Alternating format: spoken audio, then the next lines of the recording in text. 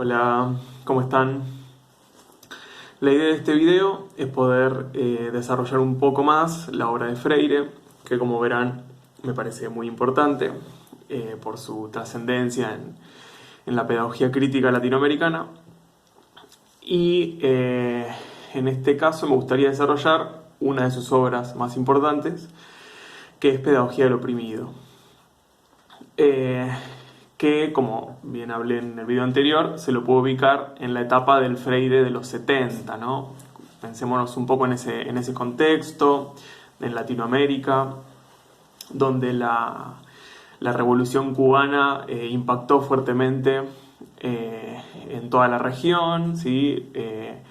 El comunismo, el socialismo, todavía era una alternativa posible al capitalismo, ¿sí? Una etapa muy distinta a la que vivimos hoy, en donde el capitalismo parecería ser la única opción viable para organizar las sociedades.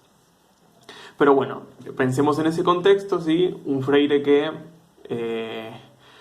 plantea algunos conceptos, ¿sí? Que desarrolla a partir de su práctica educativa, ¿sí? Sobre todo con los sectores rurales más empobrecidos de Brasil.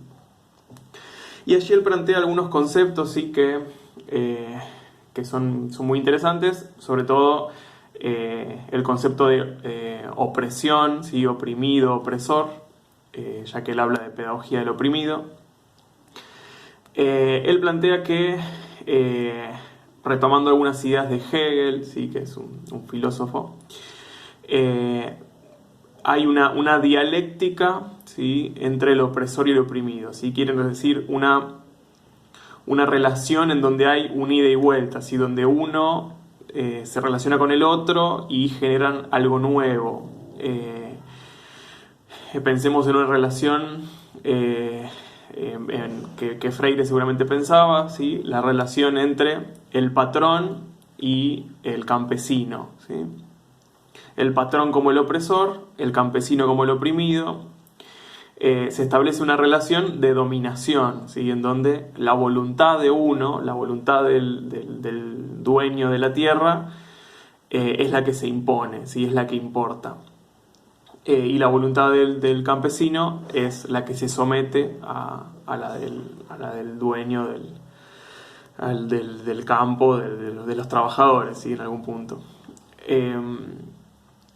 Él da vueltas a este razonamiento, ¿sí? Un poco retomando la dialéctica del amo y el esclavo de Hegel, ¿sí? Él plantea que en ambos casos, en ambos polos de esta relación hay miedos, ¿sí? Pero son miedos a diferentes cosas. Por el lado del oprimido está el miedo a la muerte, ¿sí? En situaciones drásticas se puede dar, pero en este caso pensemos en un trabajador que, si se queda sin trabajo, ¿qué va a hacer? ¿No? Es lo más cercano a la muerte, ¿sí? Una de las cuestiones más cercanas, el quedarse sin trabajo, quedarse sin dinero en este sistema. Por lo tanto, hay un miedo al opresor muy fuerte. Pero del lado del opresor, Freire plantea que también hay un miedo. Hay un miedo a la libertad del oprimido. Hay un miedo a ser oprimido y por eso oprime, ¿no? Esto se puede pensar en muchas relaciones sociales en donde sucede esto. Pero bueno, sigamos en esta relación. A Freire da un paso más, ¿no? Pensemos en este campesino oprimido. Imaginemos que por las vueltas de la vida tiene la posibilidad de volverse opresor, ¿sí?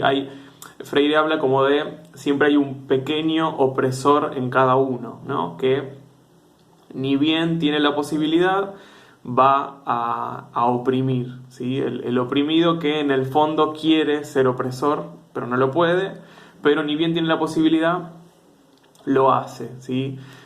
Tal vez un ejemplo más cercano puede ser un trabajador que asciende en una empresa, ¿sí? Y empieza a tener una pequeña cuota de poder y termina siendo más malo y más cruel que lo que fueron con él, ¿sí? Hay como una cuestión de venganza o de rencores muy, muy profundas que salen a la luz, ¿sí?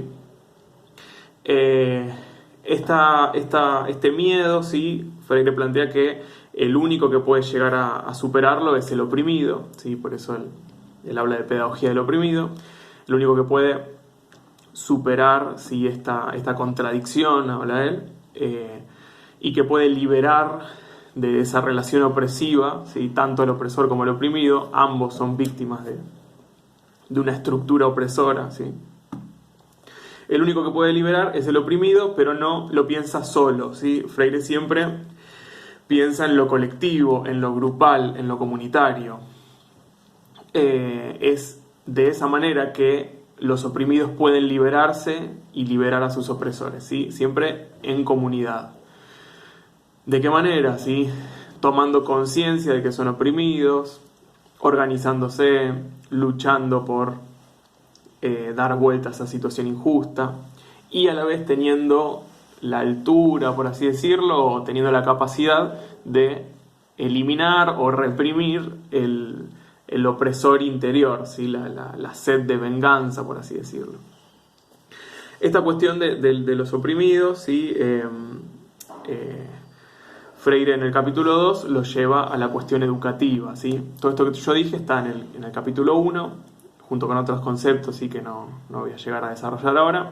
En el capítulo 2 piensa, bueno, ¿cómo sería esa relación opresor-oprimido en la educación? ¿Sí? Bueno, ahí el docente, la docente sería el opresor y los alumnos los oprimidos, ¿sí? Y Freire habla y critica lo que sería la educación bancaria, ¿sí? Sería su mirada de la educación tradicional, por así decirlo, ¿sí? Es bastante parecido a lo que uno puede llamar educación tradicional, pero Freire prefiere utilizar la expresión bancaria para hacer referencia a esta cuestión de hacer depósitos, ¿no? Como un depósito bancario que uno va a dejar plata al banco, ¿sí? Hoy pocos tenemos plata, pero supongamos que uno puede ir a hacer un depósito en el banco. Lo mismo hace la educación bancaria con los alumnos, ¿sí? Depositando contenidos, ¿sí? Descontextualizados y fragmentados, depositando esos contenidos en la cabeza de los alumnos y exigiendo que los memoricen y que después los repitan en una evaluación, ¿sí? A eso Freire lo llama una educación bancaria. En contraposición a eso, él propone una educación problematizadora, ¿sí? Que hoy podríamos llamar una educación crítica o una educación popular, ¿sí?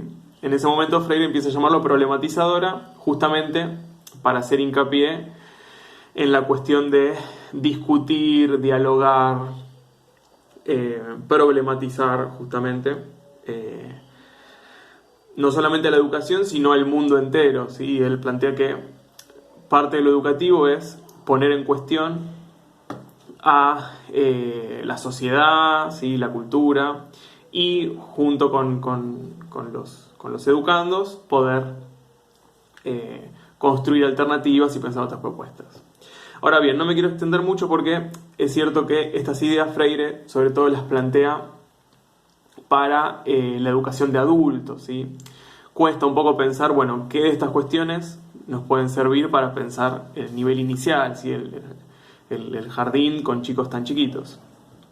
Bueno, yo pienso que algunas cuestiones que hablé al principio, ¿sí? Las cuestiones de la opresión, pueden empezar a verse desde los más chiquitos, ¿no? Esta cuestión de cómo un niño o una niña puede imponer su voluntad frente a sus compañeritos, ¿no? O sea, ahí puede verse un pequeño atisbo, ¿sí? Unas características pequeñas de un pequeño opresor, ¿sí?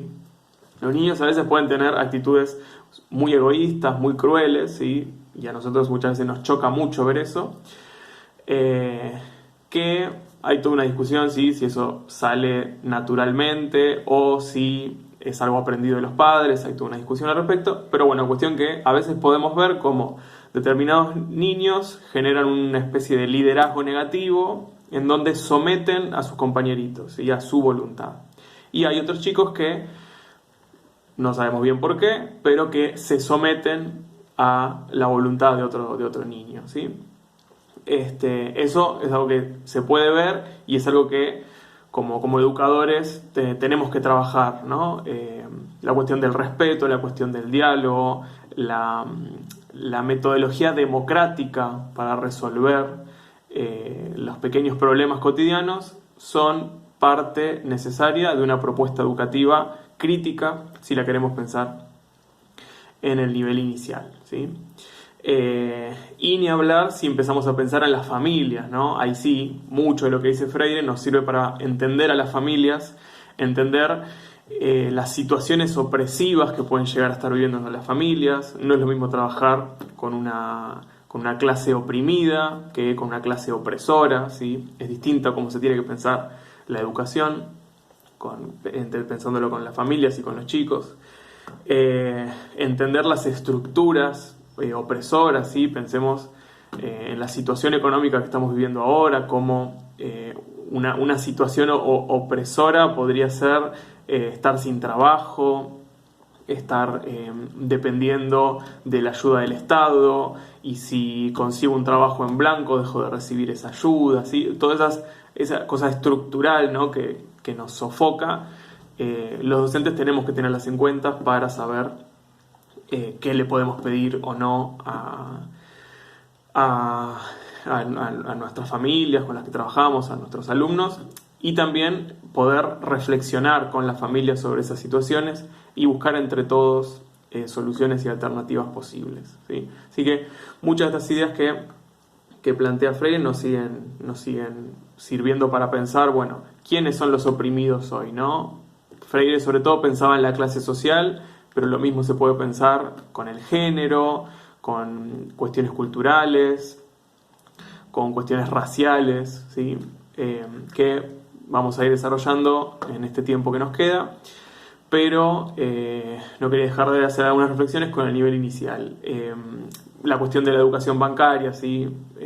No es tan común en el nivel inicial, pero podría pasar que está esta tentación de buscar que los chicos memoricen cosas y uno enseñarles, cuestiones que aprendan de memoria, cuestiones descontextualizadas, ¿sí? Como enseñarles algo porque nos pareció que estaba bueno, ¿sí? Pero enseñarles algo que se podría enseñar tanto acá como en Europa como en Estados Unidos, y el contexto local no atraviesa los contenidos, ¿sí? Eso es algo muy, muy común. Pero bueno, me estoy extendiendo mucho, podría seguir hablando mucho más de la obra de Freire, pero bueno, me parece que con esta introducción ya pueden ir a leerlo, que es un texto un poco más complejo, Pedagogía del Oprimido, pero muy rico y que nos puede ayudar mucho a pensar la educación. Bueno, les mando un beso, cuídense mucho, estamos en contacto.